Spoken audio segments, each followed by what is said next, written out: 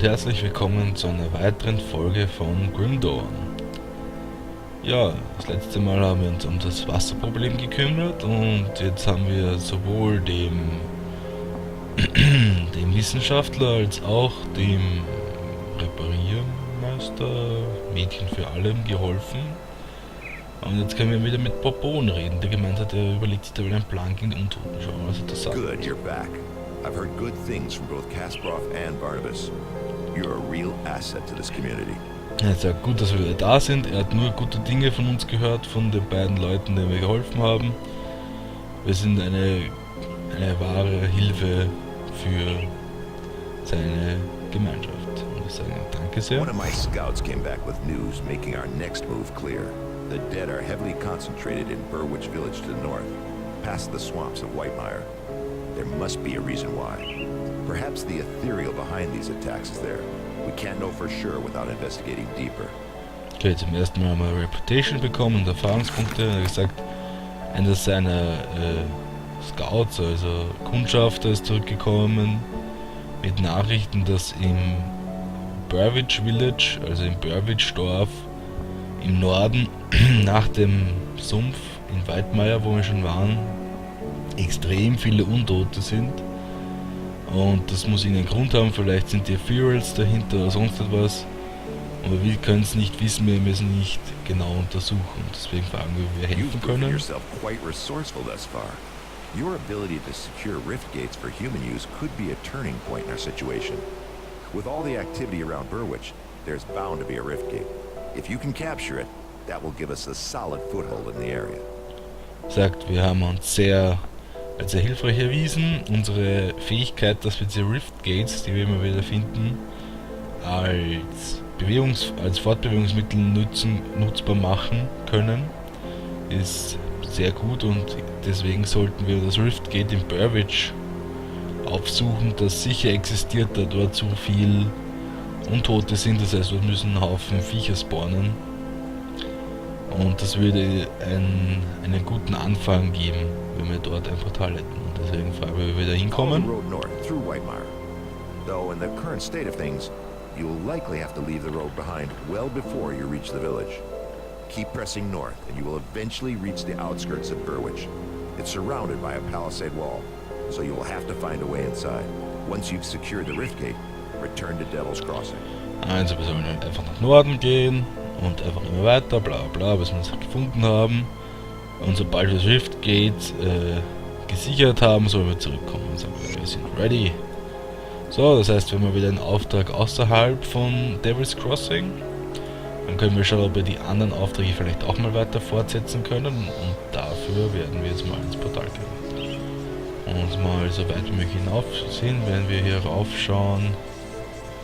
Hier ist Whitemire.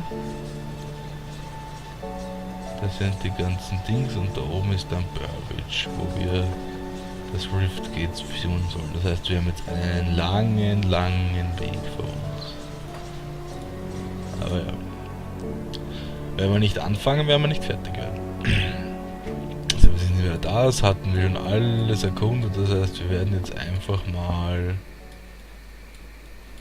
straight hier raufgehen. Dafür werde ich jetzt mal die Karte offen lassen, kurz, damit ich weiß, wo wir hingehen. So. Vielleicht finden wir auch mal Gegner. Kann ich mal... da kann ich mal meine Fähigkeit nutzen. Aha, okay. Besonders toll finden wir nicht, aber es ist ja mal was. So, wir gehen jetzt einfach mal die Straße entlang, das ist glaube ich das schnellste, oder? Einfach immer die Straße und dann nach links, sobald es immer weitergeht. Da bekämpfen sich wieder Käfer und Untote.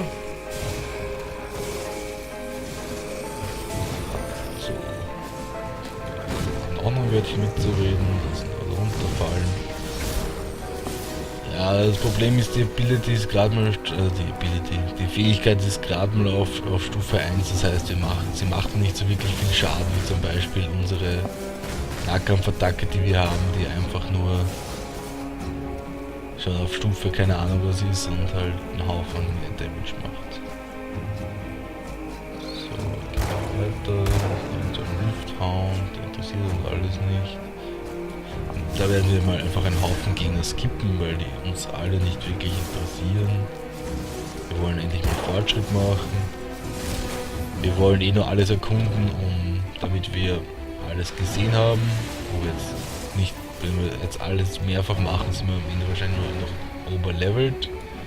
Weil das natürlich auch jedes Mal die Gegner auch an unser Level anpassen. Das heißt, wenn wir schwächer, werden die auch noch schwächere Gegner. Es gibt irgendwie ein Grundlevel, aber allgemein passen sich die Gegner hier auch an. Also man kann selten overlevelt sein. Also die sind hier Level 9 und das waren sie sicher letztes Mal noch nicht. Wir schießen die nieder und ich auch noch.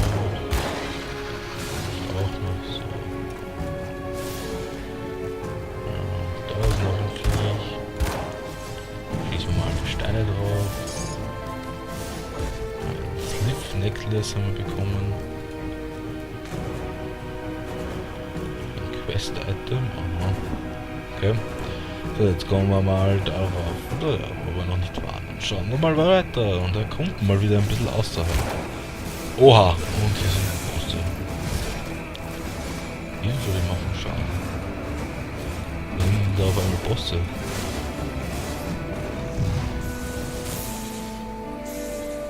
Ich weiß nicht, ob ich schon einen Heiler nehmen soll. Ich nehme mal so sicher einen. Ich möchte jetzt echt nicht. Oh, da ist das tot. Oh, das ist ein Bossgegner, aber irgendwie ist er nicht markiert. Wieder kämpfen wir gegen so einen fetten Boss. Hilfe! Ist das nicht okay? Erste Mal, dass wir... Oh, Gott sei Dank. Ich wollte gerade sagen, es ist das erste Mal, dass wir Mana-Probleme kriegen. Aber es ging noch. Vor allem, das war ein echter... Was? Hä? Ich bin gerade ein bisschen verwirrt, das war gerade ein echter Boss. Wir haben die Heldensphäre da, die wir jetzt zerschießen können. Komisch. Okay. Ja, die lauter Scheiße, die wir nicht gebrauchen können. Ne? Das hat sich ja richtig gelohnt. Holy shit, der Mana ist fast weg. Ich hoffe, das regeneriert sich bald wieder.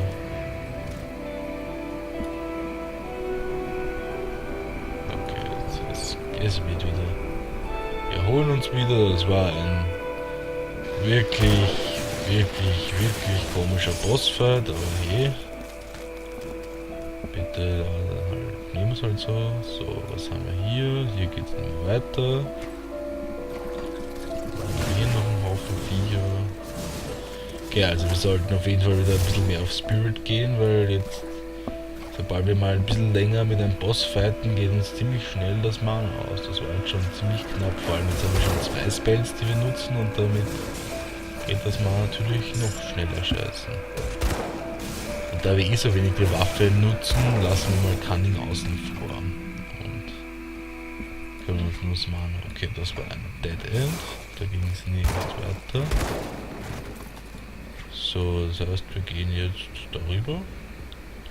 Und da geht dann die Straße weiter nach oben. Ja, machen wir so, also gehen wir da entlang. La-di-da-di-da, über diese tolle Holzbrücke und weiter. Oh, und da oben wird uns ein Portal angezeigt. Vielleicht machen wir das jetzt, ich weiß nicht, wie lange wir jetzt da noch aufbrauchen, aber vielleicht machen wir das dann immer in Etappen, dass wir immer erfinden Rift-Portale und dann theorisieren wir zurück und beim nächsten Mal gehen wir von dem Rift-Portal zum nächsten. Weil das sind jetzt schon ziemlich viele Rift-Portale auf einmal. Und die ganzen Viecher sterben. Hier ist ja schon wieder ein gelbes Viech. Oh wow. Okay. Ist tot. Zumindest das ist das komische Viech, der vitale Essenzen gespawnt.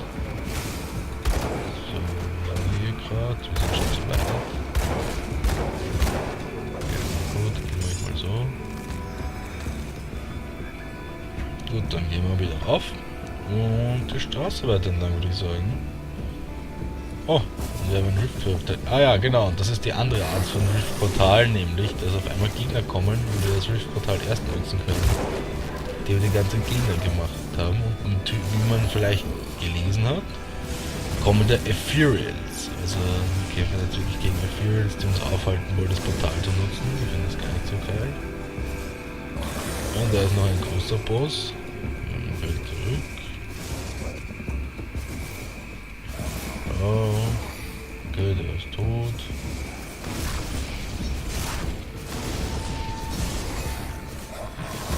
Stirb. Alles tot. Alles easy, wollte ich sagen. Komm, Aui, Schaden, Halloween. Okay. Und nach nur 3 Wellen von Gegnern haben wir es geschafft. Und wir haben absolut... Was frisst so viel Mana jetzt auf einmal, ist die Frage. 22 Energiekosten. Aber es frisst auch nur 40. Okay. Auf jeden Fall haben wir jetzt ein Portal gefunden. Das ist das Whitemire Rift. Da müssen wir noch durchgehen. Schauen wir weiter. Jetzt gehen wir wieder in Todesstein. Wir wollten eh noch Spirit Skin, damit wir die Cast-Offhand anlegen können. Aber wir brauchen dringend mehr Mana, wenn nicht. Das heißt 20 Mana kostet das pro Schuss. Und wenn ich mir überlege, ich habe es mir durchgelesen, der Death Ray, den ich will, kostet 80 Mana die Sekunde. Also den kann man sozusagen unendlich lang aufrechterhalten, aber nur solange man Mana hat. Oh. Und wir haben zufällig ein Palato getroffen. Schau mal. So, wir haben einen Händler. Na, dann können wir gleich ein paar Sachen verkaufen. Das brauchen wir nicht. Zack, zack, zack. Und das ist dann eine weitere Ding von Grim Dawn. Man findet immer wieder gewisse Gruppen von Leuten, mit denen man helfen kann.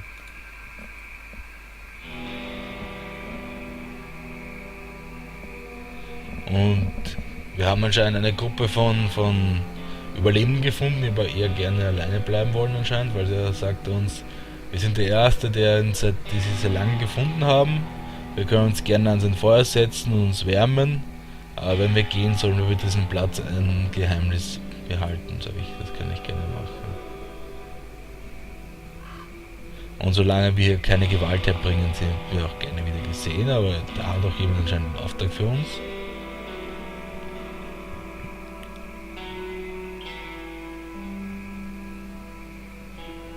Er sagt, wir gehen auf gefährlichen Pfaden. Dieses Gebiet hier anscheinend ist eines der letzten sicheren Orte in Whitemire, wo wir uns gerade befinden, wenn wir rechts oben sehen. Und wenn ich doch wieder vorhabe, auf die Straße rauszugehen, dann können wir uns vielleicht einander helfen. Also hat er einen Auftrag für uns. Und was müsste das sein?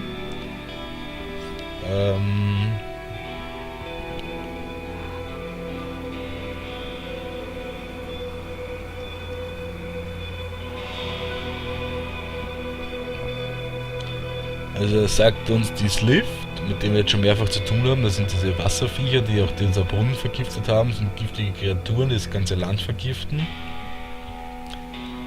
Und es ist nur gut, dass wir ihre eigene Magie gegen sie selbst anwenden. Und es gibt Schamanen, die Amulette mit sich tragen. Und wenn ich die bringe und 100 Iron Bits, die wir eh haben, dann kann er uns einen magischen Ring machen, der uns hilft. Also wir haben einen Deal. Und wir haben schon die 3 Sliff Necklaces, die haben wir vielleicht schon gesehen. Ich habe euch einmal darüber gewundert, nämlich, dass das Questgegenstände sind, das sind die da hier. Die haben wir von den ganzen Viechern, die wir auf dem Weg hier gefunden haben, gekillt. Und wir reden mit ihm. Und haben es gefunden, ja, wird das hier reichen? Oh ja, das passt. So. Und jetzt haben wir eine neue Fraktion kennengelernt, nämlich die Rovers. Die sind immer wieder, sind sozusagen so eine weitere überlebende Fraktion und da haben wir uns gerade eine bisschen Freundlichkeit erschafft und einen Ring, der gut ist gegen solche Monster und Energie regeneriert und noch gegen Elemente gut ist. Und ich würde mal sagen, den legen wir gleich an. Er ist sogar grün. Also das ist wirklich Dings. So, also jetzt schauen wir uns noch anschauen im Fraktionswindow. Eine neue Fraktion, nämlich die Rovers. Aber man kann sich auch immer was durchlesen, zum Beispiel da die Fraktion Devil's Crossing, da sind wir gerade tolerated. Fast sind wir schon friendly. Survivors und so weiter. Und da haben wir Rovers. Und Rovers sind sozusagen so eine Art Wandernde, Reisende, die kein wirkliches Land haben, also keinen wirklichen Heimatort, sondern so von Stadt zu Stadt. Von Ort zu Ort reisen. Ein bisschen unpassender Ausdruck dafür wäre Zigeuner, also so halt in die Richtung halt. Gehen von Land zu Land und schauen halt, was es so gibt oder ähnliches oder lassen sich nieder. Aber ich glaube derzeit ist diese Fraktion nicht sehr aktiv, also gefährlich wie es da ist, glaube ich kaum, dass so viele von diesen Leuten so heiß drauf sind, die ganze Zeit Position zu wechseln.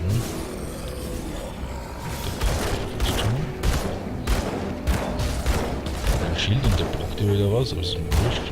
Manchmal muss man auf seinem Mann stehen und einfach das tanken. So, was haben wir hier noch? Hier geht's nach oben. Hier haben wir jetzt die zwei Leute und einen Händler. Wir könnten jetzt noch hier runtergehen, es wird so riesig, es ist so viel anzuschauen und zu entdecken. Und ich frage mich schon die ganze Zeit, ob man das irgendwie zusammenschneiden kann oder irgendwie beschleunigen. Dabei, wenn ich jetzt die ganzen Kampfszenen beschleunigen, dann ist das 80% des Videos einfach, wie ich alles töte, und vielleicht 20% des Videos stoppe ich oder slow ich kurz runter, damit man sieht, was ich finde. Andererseits, wenn ich alles rausschneide, dann kann es auch sein, dass ich einfach so, wenn wir das nächste Interessante finden, ist der nächste Boss oder keine Ahnung, oder die nächste Entscheidung, oder vor allem bin ich 5 Level höher, habe ganz andere Items, das ist... Was? Wir haben doch schon Okulisten ausgewählt. Also weil man noch keinen Punkt reingesteckt hat, ist das für ihn noch nicht so, wie als hätten wir da schon was gemacht. Was kriegen wir denn da? Physik, Cunning, Spirit. Weiß nicht, ob ich da schon Punkte reinstecken will. Überhaupt. Das ist bald ausgelaufen. Sobald das hier ausgelaufen ist. Die Frage, soll man es überhaupt auf 16 bringen? 3 bis 4 Fragmente. Das weiterbringen. Sollen wir es wieder weggeben? Ich weiß es nicht. So.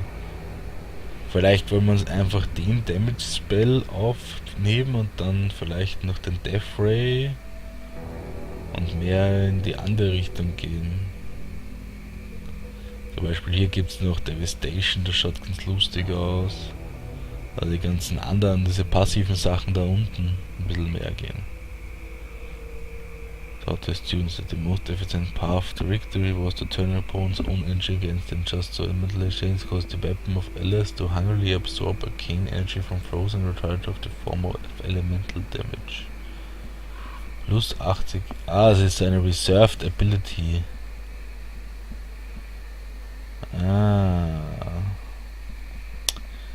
Theoretisch könnte man sowas auch gehen. Ich meine, der Vorteil bei dem ist, man kriegt Energie pro Schuss, den wir abgeben, wenn wir die Ability haben. Der Nachteil ist, wir haben das 80 Energy Reserved, heißt, dass wir 80 Energy nicht nutzen können. Wer hätte es sich gedacht?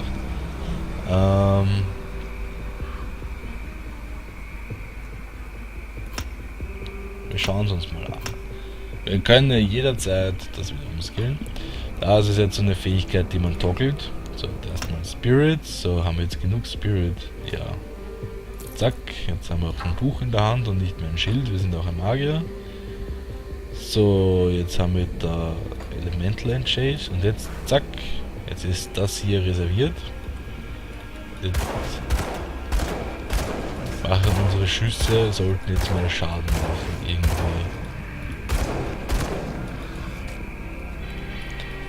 Einerseits so von dem Damage her, ich meine, ist wie immer, das ist die erste Stufe, wird wahrscheinlich nicht wirklich viel merken.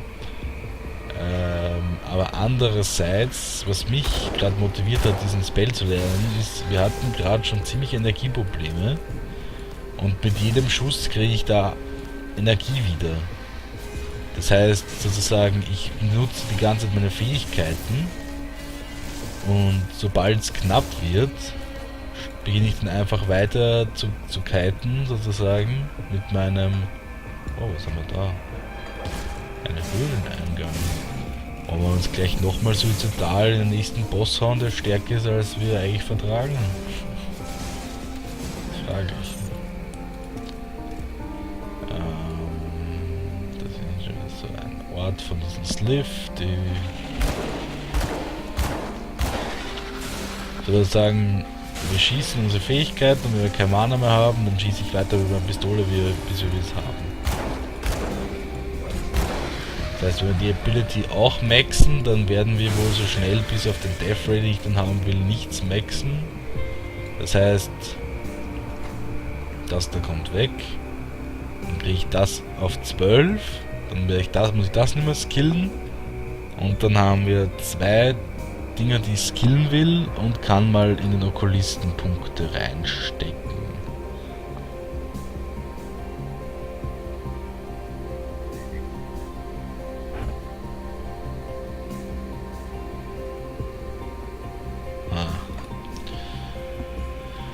Ja, soweit, so gut zur Theorie. Jetzt schauen wir mal in den praktischen Unterricht. Oh, was ist das? Oha! Irgendwas schießt ja schon auf uns. Und bis jetzt ist es noch ganz angenehm. Wollt ihr auch mal sterben? Bitte, danke.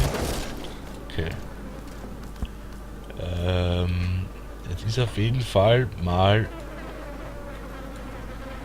ohne Gift bis jetzt.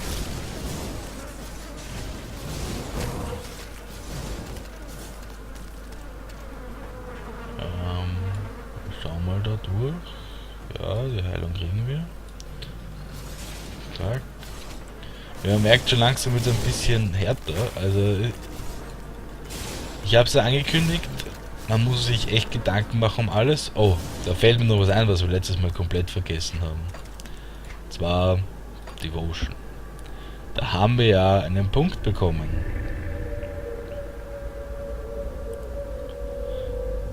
So, und da müssen wir natürlich jetzt da ganz links anfangen. Also aktivieren wir das. So.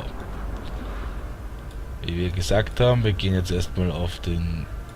Unser Plan ist sozusagen, dass wir Magier sind, der eine ganze Zeit AOE-Schaden drückt und sich dabei noch lifestealt. Das ist so. Hat eh keinen Sinn, irgendwie in Richtung, dass wir viel aushalten zu gehen. So eine Klasse sind wir nicht, sondern wir hoffen, dass wir so viel Damage machen, dass wir so viel Leben wieder bekommen. Jetzt müsstest du sterben, bitte. Hallo. Ich habe 3-mal meinen Skill gemisst, der direkt neben mir stand. Okay. Ich habe auch gerade keine Ahnung, wo wir hier lang gehen. Oder was uns hier erwarten wird für einen Boss oder sonst irgendwas. Also ich nehme mal an, es wird ein Boss werden. Also ich würde mich schon echt wundern, wenn es keiner ist. Stirb doch. Okay. Da geht's links oder nach oben.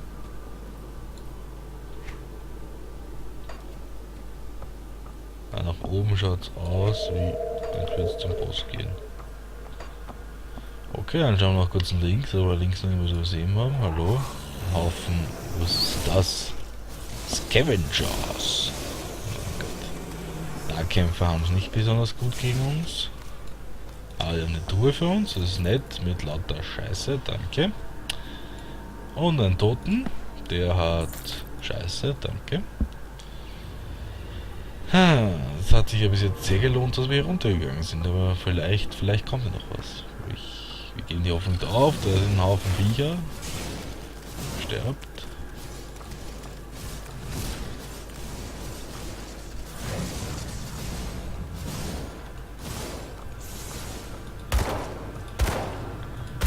kiten wir kurz ein bisschen, dass wir wieder Energie wieder kriegen und dann wieder Energie. So, jetzt haben wir das auch gekillt.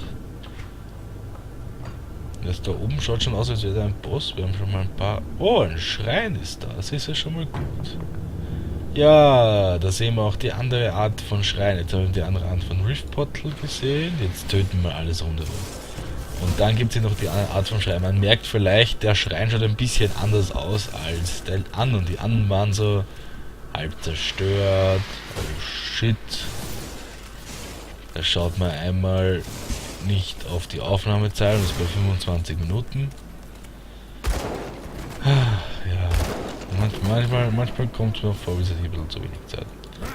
Okay. Na gut, dann würde ich sagen, was dieser Schrein macht, erfahren wir in der nächsten Folge. Ich hoffe, es hat euch soweit gefallen. Stirb. Jo, und bis zum nächsten Mal. Ciao.